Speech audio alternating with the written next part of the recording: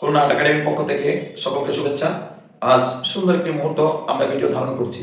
Khulna art academy 2010 সাল থেকে চারুকলা ভর্তি কোচিং পরিচালনা করে বর্তমানে 2025 সালে এসে 16তম ব্যাচ পরিচালনা করছে। আপনারা তাদের ক্লাস সবসময় দেখে থাকেন। ঢাকা বিশ্ববিদ্যালয়ের 2025-26 শিক্ষাবর্ষের ফল প্রকাশিত হয়েছে। আপনাদের মাঝে উক্ত ফল জানাবার জন্য এই ভিডিও ধারণ করা। আমাদের 4 জন শিক্ষার্থী পরীক্ষা অংশগ্রহণ করেছিল, তার মধ্যে 2 জন শিক্ষার্থী সফলতা অর্জন করেছে। তাদের নাম এবং কে কত কোন বিষয়ে অর্জন করেছে উক্ত বিষয়ে আমরা তুলে ধরব আপনাদের সকলের মাঝে। মোহন আক্তার বিভা সাধারণ জ্ঞানে পেয়েছে 18, ড্রয়িংয়ে পেয়েছে 46 এবং এসএসসি ইন্টার মার্কের উপরে তার যে স্কোরটা যোগ হয়েছে 19.16।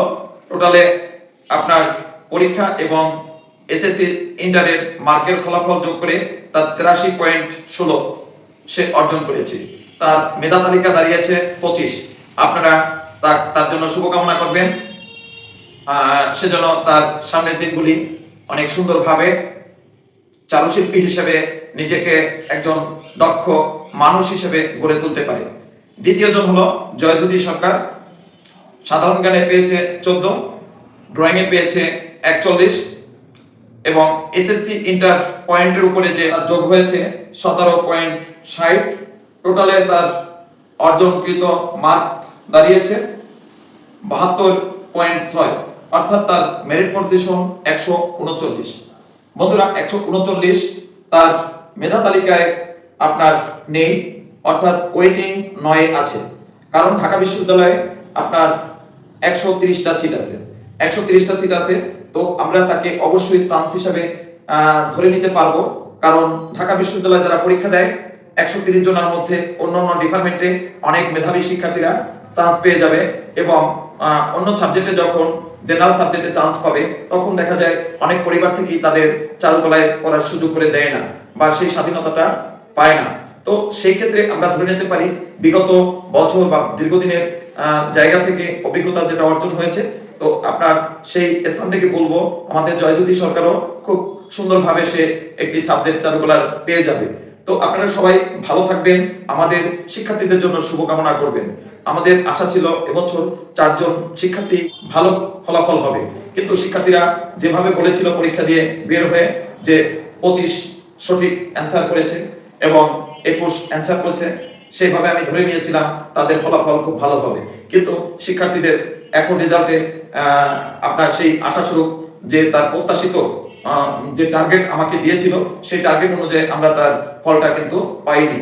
কথায় বলে বন্ধুরা, বৃক্ষ তোমার নাম কি, ফলে পরিচয়। তো কথা যাই বলুক না কেন, কিন্তু আজকে তার ফলে আসলে সেইভাবে আমরা পাইনি।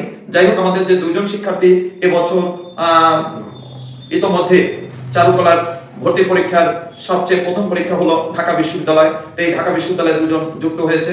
আমাদের 2010 সাল থেকে এই পর্যন্ত পূর্বে অর্থাৎ 2024 সাল পর্যন্ত 223 জন শিক্ষার্থী পড়ার সুযোগ পেয়েছে।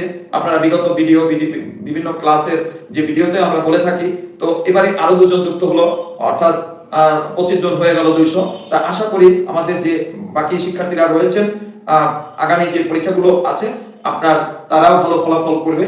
আপনারা অবশ্যই তাদের জন্য শুভকামনা করবেন এবং তারই সাথে যারা চারুকলায় অন্যান্য জায়গার শিক্ষার্থীরা পরীক্ষা দিয়েছেন, যারা আমাদের প্রতিষ্ঠানের না, যারা ভালো ফলাফল করছেন, সকলকে আমরা অভিনন্দন জানাই। তারই সাথে যারা ভালো ফল প্রত্যাশা করতে পারেননি, আপনাদের আগামীতে যে পরীক্ষাগুলো রয়েছে, জগন্নাথের 13 তারিখ রয়েছে, খুলনা বিশ্ববিদ্যালয়ে আপনার 18 তারিখ রয়েছে।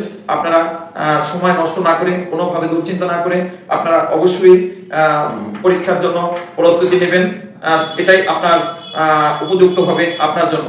আপনি যদি এখন সময় ডিপ্রেশনে ভোগেন, তবে অবশ্যই কিন্তু আপনারই ক্ষতি হবে, আরেকজনের নয়। তাই আপনি অবশ্যই ডিপ্রেশনে না ভুগে আপনি অবশ্যই আপনার যে দুর্বলতার জায়গাগুলো, সেই জায়গাগুলো আপনি কভার করার জন্য চেষ্টা করবেন।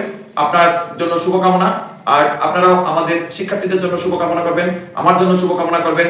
আমি যেন আমার শিক্ষার্থীদের পথপ্রদর্শক হিসেবে দায়িত্ব পালন করতে পারি সঠিকভাবে, এমন প্রত্যাশায় আমি চিত্রশিল্পী মিলন বিশ্বাস আজ 9 ডিসেম্বর 2025 এই ভিডিও ধারণ করছি।